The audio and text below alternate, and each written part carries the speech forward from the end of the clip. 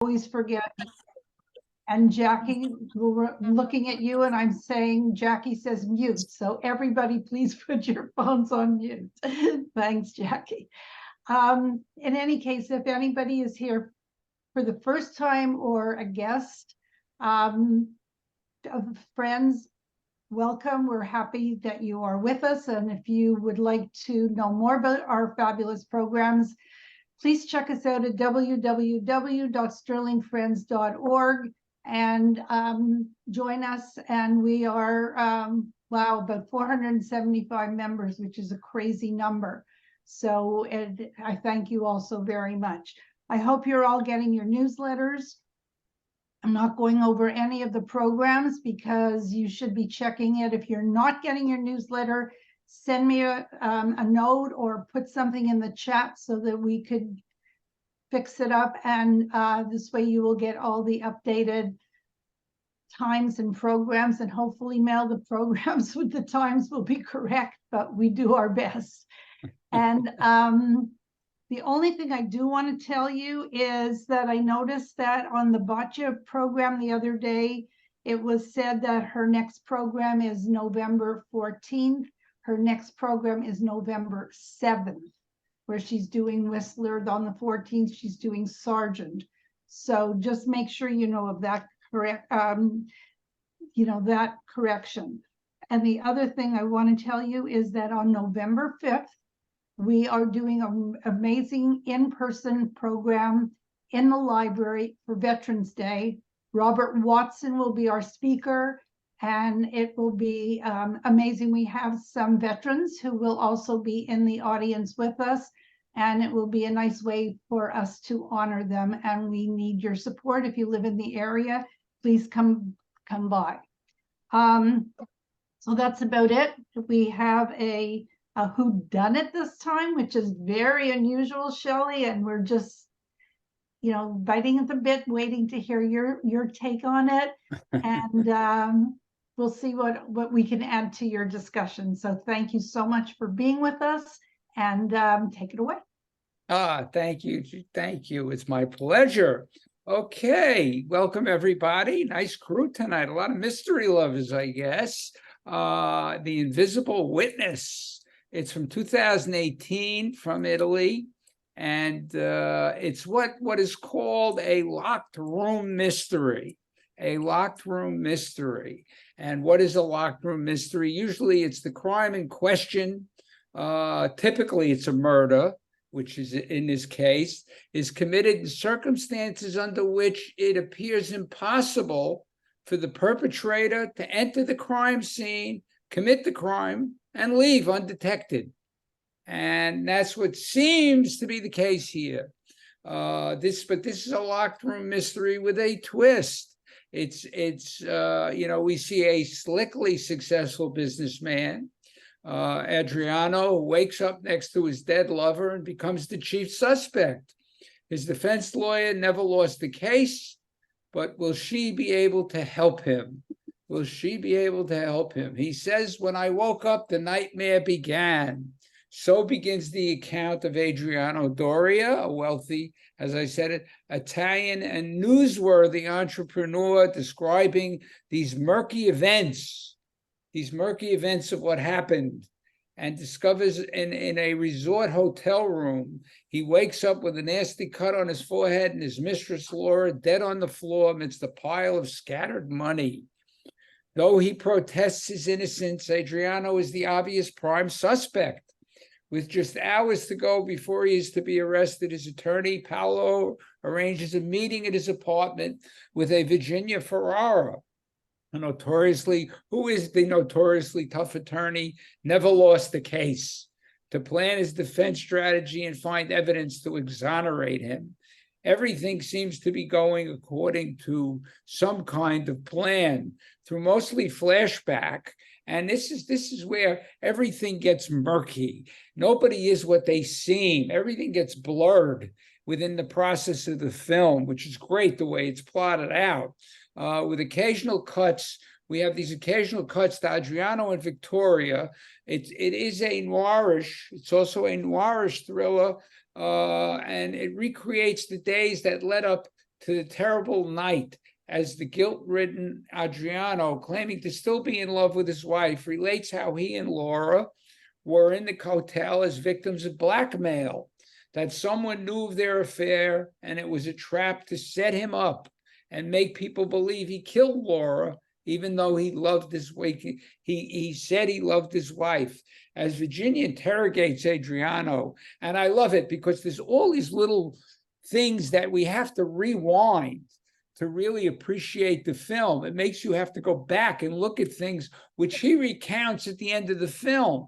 You know, she sits down, she's got a pad, she's writing. It doesn't seem to be writing much. She's got the stopwatch, you know, which the stopwatch adds to the thrill of the film. You know, we're under time. Its time is ticking away as she interrogates Adriano. And we think we are seeing what transpired until all the characters' motivations, as I said, blur in the final act. And the plot twists come one after the other as we learn about a murder within a murder, like a giant knotted ball of yarn. I feel this is like a ball of yarn. As it untangles, we realize that the many characters in this story are not who we think they are. Adriano relates that he was ending his affair when he had the accident, and that Laura masterminded the ruse to cover up that the other driver, Daniela, was dead, or so Adriano thought, and that she had him get rid of the body. We meet Tommaso, who stops to help Laura. She tells him her name is Raquel, towing a car to his house, and on the way tells her about he and his wife, Elvira. Their conversation in the car becomes a clue or an Easter egg when the ending shows up, as he asks Raquel, what does she do? She invents a bookshop. She owns a bookshop. It's funny how the editing works, because we see in her mind she's a photographer, and all of a sudden she comes up with a bookshop, which leads Tommaso to that little Easter egg at the end, which we find at the end when he cites Shakespeare, all the world's a stage speech, and relates that he met Elvira in an acting troupe, and she inspired his love for theater. So when we rewind the film, we know she was an actress. And everything we see about Tommaso and Elvira shows them as gentle and caring people. We see them as a gentle and caring couple. And then Laura realizes that they are Daniela's parents when the phone rings. What a moment. She's sitting there and the phone starts to ring, and she's like, and she realizes that they're parents, and slips it under the pillow on the couch. And these two people exude nothing but parental caring, both in their reactions to the news of their son going missing, and to Laura. Tommaso smiles warmly at Laura and seems well aware of her state of anxiety. The mother, too, serving her the warm tea. Everything seems okay until Laura sees Danielle's picture, as I said, and his mother gets the call that he wasn't there, and he decides to call his phone. And telling Adriano what ensued, telling him that everything is now up to him, and that's Laura talking. He tells that he sold the car, reported it stolen, and he and Laura parted ways. He tells Virginia he got rid of the car, reported it stolen, and he and Laura, that's it, they stopped altogether.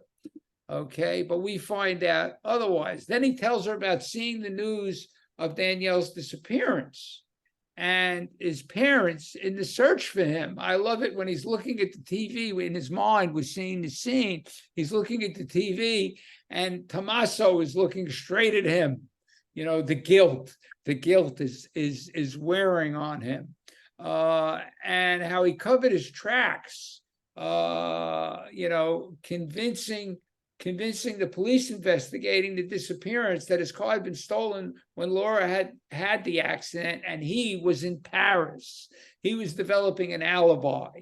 until he tells his lawyer the truth, and he needs to cover everything up. And that Laura engineered everything, implicating that Danielle ran away with the money he stole from the bank, which she engineers, making her, in Victoria's eyes, the perfect femme fatale. You know, she writes down femme fatale. I love that. Adriano tells Victoria about meeting Danielle's father and how he tells that he was in the police station the same day Adriano was. If you remember, he tells him, I was there, that they knew Danielle made a call from his car before the accident, and that only Laura could have brought the phone into their house. Only Laura, they realized only Laura could have brought the phone. And how he told the police that someone else was driving the car because he saw her move the seat and the mirror. He saw her move the seat and the mirror. And then we see that what I call the Chekhov lighter, because he noticed the lighter on the console in the car. And now when Adriano takes it out to light a cigarette, and I love it, he goes, you got a light? You know, purposely to get the lighter out. You know, he brings out the lighter, and then, you know, when he takes the lighter and he says, where could he be? And he leads him, throwing the lighter into the water. Okay, so everything is leading, everything's a clue, but we don't know it's a clue. You know, I mean, this guy, I'm sure this guy sat down and wrote this film and said, I'm going to make these people watch this movie twice. Anyway, Victoria says that everything about Danielle's disappearance points to him and Laura, and that Laura is dead. It's up to him to prove otherwise. Okay, you've got no corroboration. How did you do it? Especially when she was killed in a locked room with only him and the money still there. Why is the money still there? At first, he tells her about receiving instructions to take Laura to the rural hotel with the resort hotel with 100,000 euros. Adriano thinks the blackmail may be the passing driver. Remember, he says it was that driver that came by, and he followed Adriano afterwards. Virginia suggests that it could be plausible that Adriano could claim he saw the face of the man who hit him in the resort hotel room, and that the attacker was Tommaso Gotti, and that he killed Laura so that Adriano would be left as the prime suspect, that he was being set up by Tommaso, you know, which according to Adriano's story would make sense if you believe him.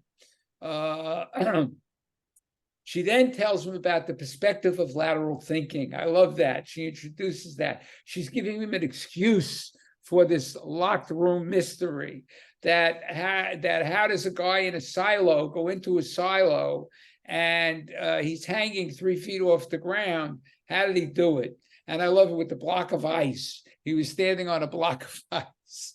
Okay. And that they have to study the details. She shows him the picture that the Garys were at the hotel, that Tommaso had sent the recording and knew the car was in one of the lakes in the area, and had, you know, thrown the lighter, suggesting Adriano where the car is. I love that. Victoria then tells him that how now Tommaso and his wife planned it all. That she believed Tommaso framed him because Elvira worked at the hotel, and that is why the Garys chose it for the rendezvous. Elvira would have easily unlocked the window, as we see it being enacted out, and opened the window for Tommaso to escape after killing Laura, and later locked the window, making it seem like nobody else came in, especially because if you remember at the beginning, as she says, they take those things off the windows in the winter, so nobody could open the window. Okay, so Virginia also suggests that Laura planned it all, and that planting an item belonging to Laura in Danielle's car, in this case, we see a wedding ring, would prove it. and he would get off on a failure to report it. She's telling him that you would get off because you failed to report it. That would be the charge, but they would need to know where the car was. This is great. I love this because without the body, he would be left implicated for Laura's murder, because with no body, there's no crime, and it would be a crime of passion. And when he tells her that there is a witness, the other driver, she says that no one went to the DA. She says, no one went to the DA. I lied. I just did that to help set up the plot, which she did, that she made it up to get him to tell the truth. Adriano then reveals he had always known it was Tommaso. Why? Because she told him. She gave him an out, but needed to get him out of the room, and that he had to trust her, putting his life in her hands. He then tells her where the car is, and also that when he was pushing the car in the lake, he realized that Danielle was still alive. Now, when we go back, if we go back and look at that scene, we see the look on Elvira's face. She's like mortified, and she's like, boing, okay? And an autopsy would reveal that he was drowned. Virginia then tells him how it really will go down. She gets mad at him. She starts dressing him down, and she's now going to tell you how it's going to go down. That upon learning about Laura's anxiety, Virginia suggests Adriano is lying about Laura being the femme fatale behind their deceit. She suggests that he engineered everything, telling Laura what to do, that she had to break down and had to confess. She called Elvira and told her everything, that she went to the hotel, telling Adriano that the other driver was blackmailing her to get him to come. Then she went to the hotel room with the money to compensate the parents, that she would be going to compensate the parents. She also recorded a phone message knowing Adriano would not confess. When he arrived, she tells him that she confessed and sent him the phone message and told him that they will give the money to the Garis and he will tell them where Danielle is. And Victoria knows he killed her. He knows he killed her. But Adriano says he would never confess. Victoria knows that then he set up that Tommaso killed Laura and knocked himself out. Adriano says he would never confess and asks why the Garis never went to the police if they knew about Laura and him. Well, Virginia points to an apartment across the street and tells him about Tommaso, that he was stalking him all the time, as well as Paolo, his attorney, and even her, even Victoria. He was taking pictures and stalking them and setting the whole thing up. Adriano deduces that it was Tommaso who led Victoria to him. That's who led Victoria to him. But he says the photo would reveal them at the hotel. And she points out, look at the photo. It's not real. Look at the mirror. You can't see her reflection in the mirror. She played sleight of hand with him. It was Elvira's day off. Adriano finally admits, okay, I killed her. Paolo leaves a message. At that point, I love it when he's confessing, the phone rings and he just turns and he hears it. Leaves a message on Adriano's phone telling him to call back and they may have the miracle they've been waiting for. And what do we see? The other driver with a ton of money in a suitcase, in a portfolio. He was being paid off to say that Adriano wasn't there. At that time, but we don't know that yet. Virginia has suggested Adriano to return the call. By the way, if you remember at the beginning, she shuts off his phone so he can't hear it ring. Virginia suggests Adriano to return the call during a break. She's going to go for coffee, and she hastily leaves. Paolo reports to Adriano that the witness is indeed the other driver, but his silence was bought. As Paolo questions how the meeting with Virginia is going, the call is getting disturbed. He hears static with high-pitched tones. I love it. Adriano then realizes that their entire conversation is being recorded when the pen leaks in his pocket. He recalls Virginia turning off his phone, playing back in his head everything that had been said. He looks into the apartment across the street and sees Tommaso next to Virginia, who reveals herself to be Elvira Gary in disguise. Using the confession, Tommaso calls the police as the real Virginia Ferrara arrives at Adriano's apartment. Throughout the story, there is a waxing and a waning of subtle, haunting music. I love the music in the film, mainly the soft drum beats, if you listen, and other small sounds that amplify our unease, and the tension mounts. The tension mounts in the film. With this audio signaling, we especially feel the thrill of this mystery unfolding and the characters finally being revealed. The cinematography and the lighting, they really work together in the film, delivering great location shots. I love we got these wide open location shots, the hotel, it's like the overlook in The Shining, it's sitting there somewhere out of place. And the interior is filled with very little, it's very dark. You can't see a lot of the details. The performances are all spot on. The cast is terrific. And when you think about it, there are many plot ideas with reference to Shakespeare. And especially, I had thought about to Macbeth, from Laura's inability to wash the blood from her hands, like Lady Macbeth. She couldn't wash the blood off her hands. These are metaphors to the thick forest setting.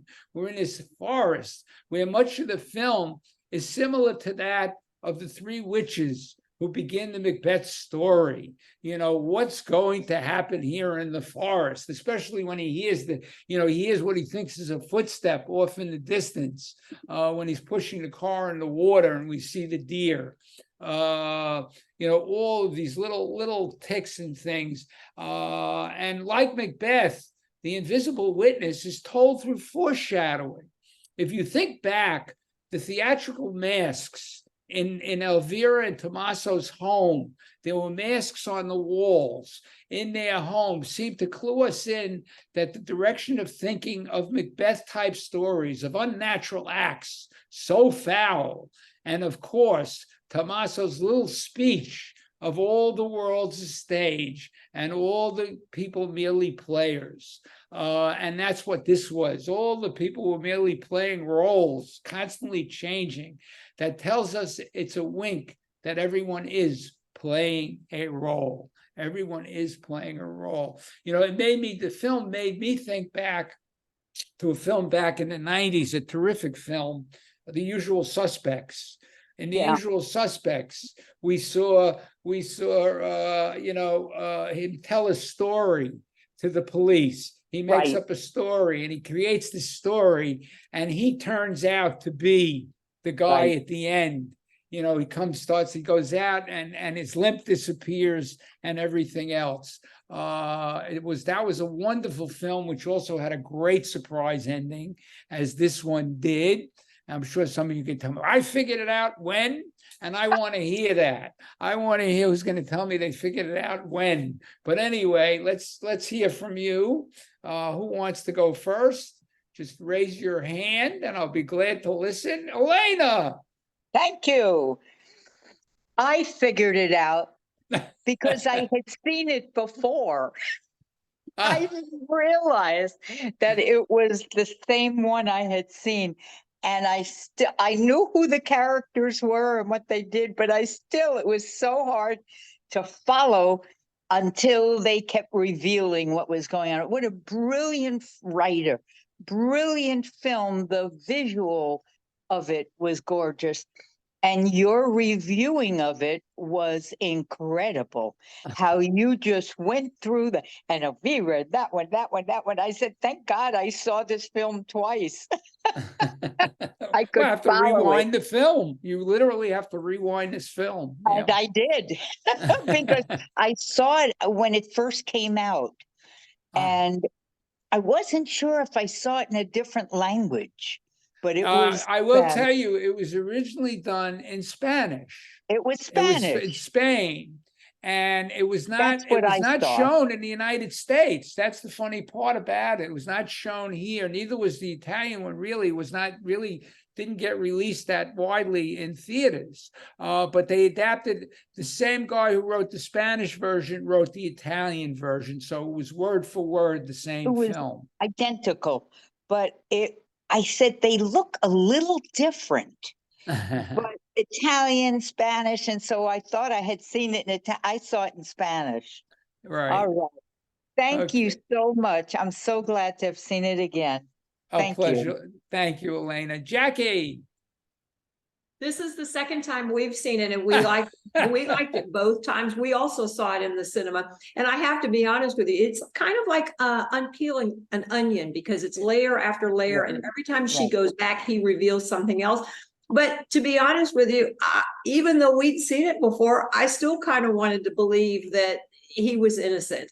Even though he's not, Right. I still wanted to believe it. Well, you know why? And it's interesting because everything seems so plausible. Everything that's being unraveled seems plausible. She gives him ways out, and he buys it, and you think, okay, that's it. That's what he did. And it just seems to work. I mean, this thing is so plotted out, so well plotted, that you just go. And and at the ending is fabulous, though, when she leaves that room and you see her hurrying out and running away. Okay, what's up here? And then you see another white-haired woman walking towards the building. It was terrific. It was terrific. Thank you, Jackie. Okay, who's next? Who else has anything to say? Nobody? Wow, you're all flummoxed, eh? Okay, Elena. I'll ask a question. It was so well done in Spanish. Why did they remake it in Italian? Ask me that question again when they remake it in Hollywood. Because everybody loves to adapt it into their own culture. I mean, it just happens that way. There are several films that start in one country, wind up being adapted in another country, and another. I mean, if you remember the film What's in a Name, went through, I think, four different versions, because each country had their villain to name a baby after. So that's the way it works. You find something that works so well, you want to put it into your own culture. Thank you. You're welcome. Dora. Yes. I saw when the phone rang, and she hit it, and I said, this is the first that he's gonna find out something, because the phone rang, and then when he goes out to the car and she adjusted it, and then he saw the lighter, which is another clue. But what I was thinking, when this supposedly lawyer or lawyer helper, was interrogating him, in the middle of the interrogation, I was thinking, why is she asking all these questions? It seems like she's working for Tommaso. That she's not really. But I never would have thought the ending. Of course not. But when she went out and she was running, I said, she's going to go to the other side. She's going to go to that building that's overlooking, and something is going to happen. It did. Yes, my mind was saying, why is she asking so much? Where did you put it? Especially that question, where did you put the car? Where did you put the car in the lake? Which lake was it? Exactly, point in the map. Where is it? That part, it really, I said, why is she doing that? Is she working for the other side? Well, yeah, I mean, she was. But she was. That's what he felt. She was in this guy. But the thing was, as she does these things, they're all leading questions. She's leading him so that she can set him up. And the fact is that by really, if he wouldn't tell her where the car was, they wouldn't have a body. Yes. And therefore there's no crime. They can't. Right. So that's but she why. was like, she made him trust her. Yes, of course. She was making all these, say, I am the one who's going to get you out. You have to trust me. You have to tell me everything. And then he told her everything, even the part that he was alive. That really was terrible. Well, Horrible. that's when, That yeah, I mean, he was alive. the guilt, Yeah, but the guilt, and he all the time, yes. Mhm, mhm. He was guilty, but he did not want to lose his place in the world, his everything he has accomplished. He didn't want to do that. That was the thing that he wanted to get out. Yeah, but I loved it when she said to him at the beginning, there's no, it was something like, there's no redemption without pain. Pain, There's right? no redemption without pain. And she was going to make him pain. She was going to give him pain, which she did. But I love it though, when he's looking at all the papers she left, there was nothing on them. She right. just wrote, there was nothing there. There was nothing there.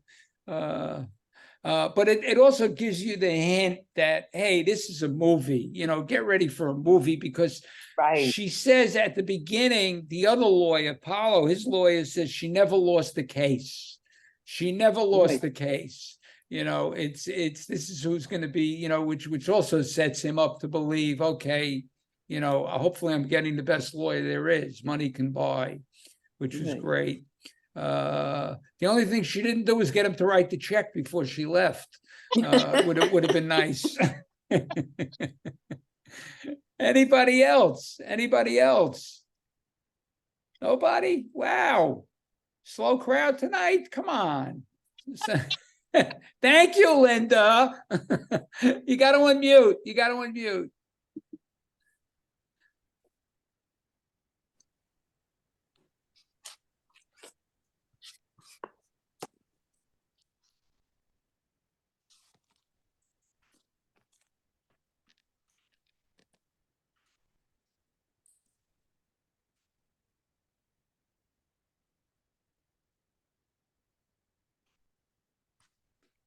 Wish I could unmute you.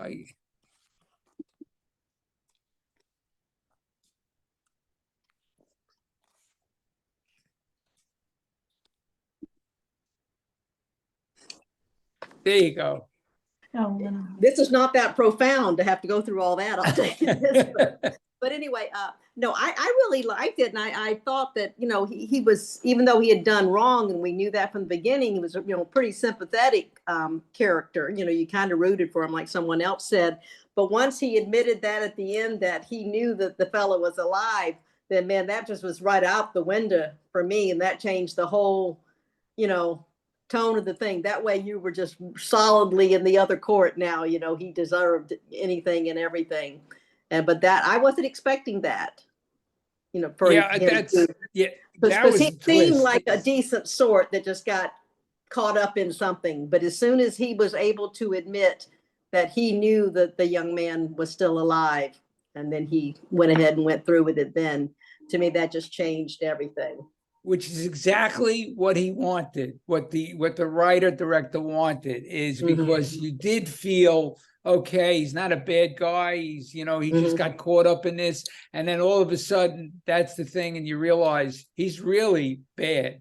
He's really evil. bad. He's evil. A murderer. Yeah. He was a murderer. Yeah, absolutely. Two murders. Terrific. Dorothy.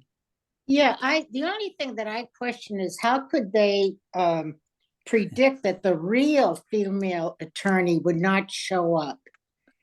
And even when he was talking to Paoli, he probably didn't even have any conversations with the real attorney. Well, he did. So, I mean, he that did. was kind of, but he didn't know that she had never met him yet. No, he never met her, but he spoke to her, and he told her when she was coming. He told Adriano when she was coming, and she was early. So they must have had either a wiretap or something on his phone to know. They obviously knew that she was coming later. And that's why she was able, that's why she sets up the stopwatch. She knows she had an hour to get, Oh, yeah, to that's get the right. confession. I get it. That was what it was. She had There that was- time yeah. limit to get the confession. Very good. Yeah. Well, I watched it twice, and I think I have to watch it a third time. Terrific. It was very good, very good. Terrific. Thank you, Dorothy. Who else? Who else out there? Anybody else out there have anything? I will assume you all enjoyed the film from the fact that you have nothing to say. Mel, not even you?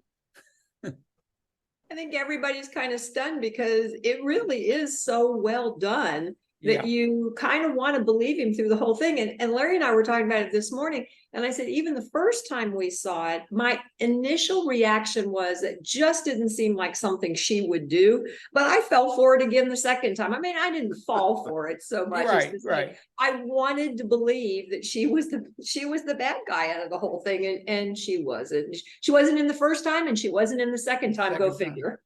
No, I mean, it's, they set you up for this femme fatale. That's, she even calls her the femme fatale. It's all these movie conventions that we're used to that lead us in these directions. And then she pulls the carpet right out from under us, which is terrific. There are very few films can do this. That's why the only one I remember that really does this is The Usual Suspects. Really did that. And that's what those are the kinds of films that really work so well. It's through distraction, it's through little clues that you have to go back to. It's always the idea of what did I see? What did I miss? And the fact that you also like the character and then realize, well, he's a bad guy. He's a bad guy. So, okay. Who else? Mel, go ahead. You gotta unmute, Mel.